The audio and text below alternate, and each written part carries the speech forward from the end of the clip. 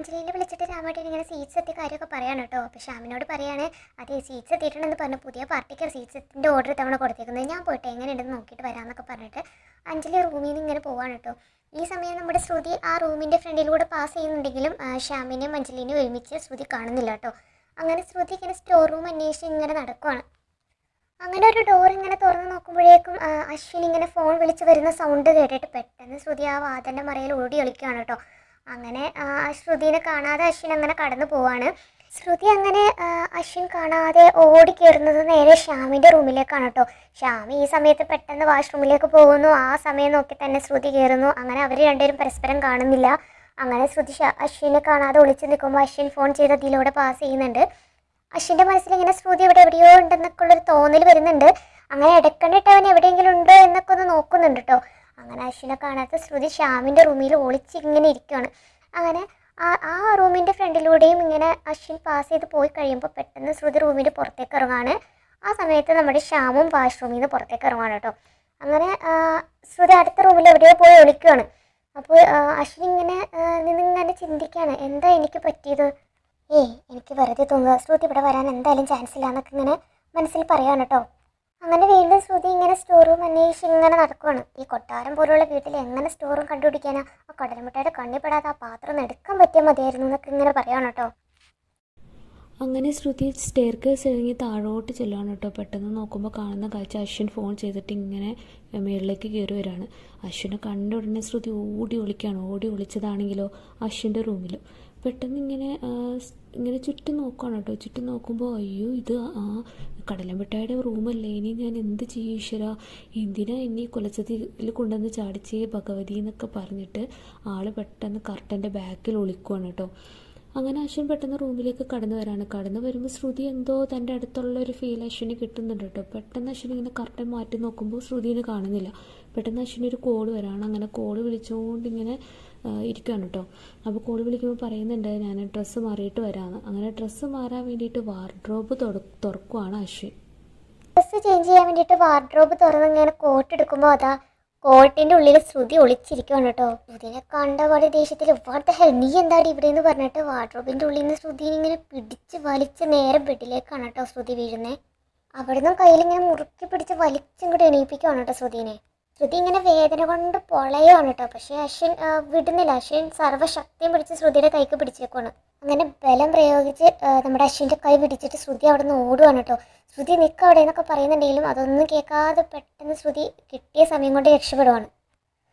ഇതിനിടയിലാണെങ്കിൽ കിച്ചണിൽ ഇങ്ങനെ നമ്മുടെ പ്രീതി ഇങ്ങനെ സ്വീറ്റ്സ് ഒക്കെ കൊണ്ടുവന്ന് വെക്കുവാണ് കേട്ടോ. അപ്പോൾ അഞ്ജലി കണ്ടിട്ട് ആ പ്രീതി എന്താ ഇവിടെ, ഇവിടുത്തെ കോൺട്രാക്ടർ ഞങ്ങൾക്ക് കിട്ടിയത് സ്വീറ്റ്സിൻ്റെ എന്നൊക്കെ പറയാൻ കേട്ടോ. അപ്പോൾ അഞ്ജലി പറയണ അത് സന്തോഷമുള്ള കാര്യമാണല്ലോ, ഇങ്ങനൊരു കാര്യം ഞാൻ ഒട്ടും പ്രതീക്ഷിച്ചില്ല. അപ്പോൾ മുത്തശ്ശി പറയാണ് ഈ കുട്ടീനെ നിനക്ക് നേരത്തെ അറിയോ, മുത്തശ്ശി ഇതാ ശ്രുതിയില്ലേ, ശ്രുതിയുടെ ആ സാരിയൊക്കെ കൊടുത്ത് വന്നിട്ട് കുഞ്ഞിൻ്റെ ഓഫീസിൽ ജോലി ചെയ്യുന്ന കൊച്ച്, ആ കൊച്ചിൻ്റെ ചേച്ചി ഇത് ഞങ്ങൾ ക്ഷേത്രത്തിൽ വെച്ച് പരിചയപ്പെട്ടിട്ടുണ്ടായിരുന്നു. അത് ശരി. അപ്പോൾ പ്രീതി പറയാനും വിവാഹ മംഗളാശംസകൾ എന്നൊക്കെ പറയാണ് കേട്ടോ. ഇതൊക്കെ നിങ്ങൾ ഉണ്ടാക്കിയ സ്വീറ്റ്സ് ആണോ എന്നൊക്കെ പറയാണ്. അപ്പോൾ അതിൻ്റെ മെയിനാണ് ശ്രുതിയാണ്. അവൾ ഇതൊക്കെ ഉണ്ടാക്കാൻ വേണ്ടിയിട്ട് വളരെ കഷ്ടപ്പെട്ടു. എനിക്ക് എന്തായാലും ഇതെനിക്ക് ഭയങ്കര ഇഷ്ടമായി. ശ്രുതിയെ പോലെ തന്നെ ഇവള് നല്ല മര്യാദക്കാരി കുട്ടിയാണല്ലോ എന്ന് പറയാണ് കേട്ടോ മുത്തശ്ശി. അപ്പോൾ ശ്രുതി ഇവിടെ അവൾ വന്നില്ലേ എന്നൊക്കെ ചോദിക്കുകയാണ്. അവൾ പാത്രം എടുക്കാൻ വേണ്ടിയിട്ട് സ്റ്റോർ റൂമിലേക്ക് പോയേക്കാണെന്നൊക്കെ പറയാണ് കേട്ടോ പ്രീതി. അയ്യോ ശ്രുതി ഇനി സ്റ്റോർ റൂം അറിയാതെ ഇങ്ങനെ ചുറ്റിത്തിരിയാനാണോ എന്ന് ചോദിക്കാല്ല. ശ്രുതി പെട്ടെന്ന് അങ്ങോട്ടേക്ക് പാത്രമൊക്കെ ആയിട്ട് വരുവാണ് കേട്ടോ. ശ്രുതി ഞാൻ കാര്യങ്ങളൊക്കെ എപ്പോഴും അറിഞ്ഞത്, നിനക്ക് ഇങ്ങനെയൊക്കെ ഒരു ബിസിനസ് ഉണ്ടായിരുന്നു എന്നൊക്കെ അഞ്ജലി ചോദിക്കുകയാണ്. ശ്രുതി അപ്പോൾ ഇങ്ങനെ അശ്വിൻ പിടിച്ചതിനുള്ള വെപ്രാളത്തിൽ ഇങ്ങനെ നിൽക്കുവാണ് കേട്ടോ. എന്താ നിനക്ക് പറ്റിയത്, എന്താ ഒരു ആകെ വല്ലായിക? ഒന്നുമില്ല മേഡം. ഇത് പറയണേ എന്താ വെഡിങ് ആനിവേഴ്സറി വിഷ് ചെയ്യാത്തെന്ന് ചോദിക്കാൻ കേട്ടോ.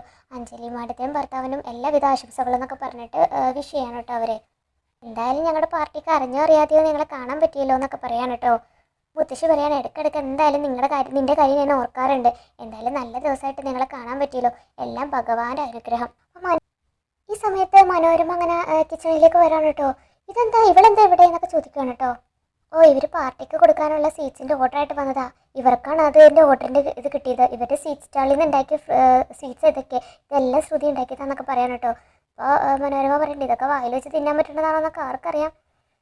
അപ്പോൾ മുത്തശ്ശി പറയണ കാര്യത്തിൽ നിനക്ക് ടെൻഷനൊന്നും വേണ്ട, ഈ കുട്ടികൾ നന്നായിട്ട് ഉണ്ടാക്കിയിരിക്കുന്നതെന്ന് അതിൻ്റെ മണം കേട്ടാൽ തന്നെ അറിയാം. സ്മെല്ലി ഒന്നും വലിയ കാര്യമൊന്നുമില്ല, ഇതൊക്കെ എസൻഷ്യലി ചേർത്തിട്ട് ഉണ്ടാക്കിയേക്കുന്നതെന്ന് പറയാൻ കേട്ടോ.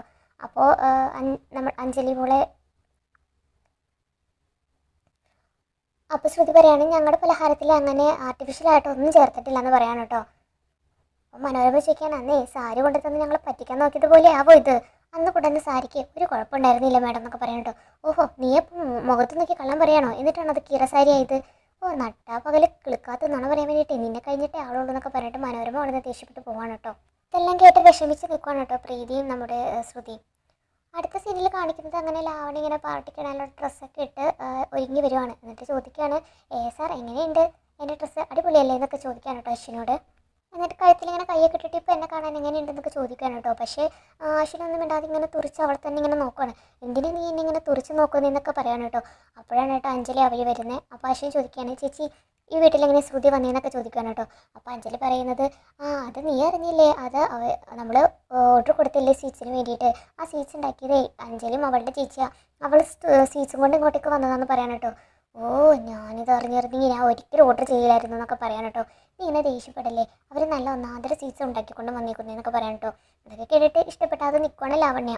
കുഞ്ഞ ഗസ്റ്റുകളൊക്കെ താഴെ വന്ന് തുടങ്ങി, നിന്നെ അന്വേഷിക്കുന്നുണ്ട്, നീ വേഗം താഴോട്ട് വരാൻ നോക്കുന്നൊക്കെ പറയാൻ കേട്ടോ അഞ്ജലി. ശരി ചേച്ചി താഴോട്ട് പൊക്കോ. അങ്ങനെ അഞ്ജലി പോയി കഴിയുമ്പോൾ ലാവണ്യ പറയുന്നുണ്ട് സാർ നീ എന്തിനിങ്ങനെ അപ്സെറ്റ് ആവുന്നേ, അതും ഇതുപോലൊരു സില്ലിയ കാര്യത്തിന്. പക്ഷെ അശ്വിനൊന്നും മിണ്ടാതെ നിൽക്കണം കേട്ടോ. അടുത്ത സീനിൽ കാണിക്കുന്നത് ശ്യാമിനെയാണ് കേട്ടോ.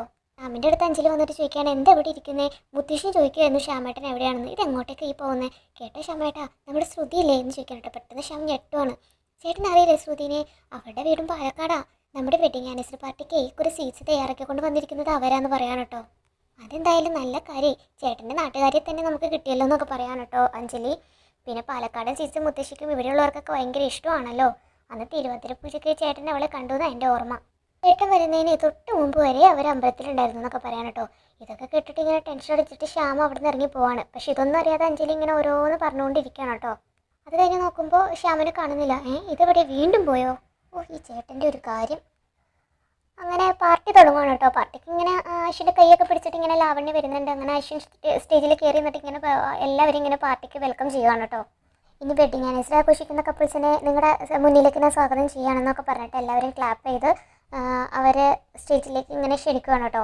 അപ്പോൾ ശ്രുതി ഇതിൻ്റെ അടുക്ക് പറയേണ്ടത് ഞാൻ അഞ്ജലി ചേച്ചിയുടെ ഹസ്ബൻഡിനെ ഒന്ന് കണ്ടിട്ട് വരാം, ഞാനിപ്പോൾ തന്നെ വരാമെന്ന് പറഞ്ഞിട്ട് പെട്ടെന്ന് ഹസ്ബൻഡിനെ കാണാൻ വേണ്ടിയിട്ട് പോവാണ് കേട്ടോ.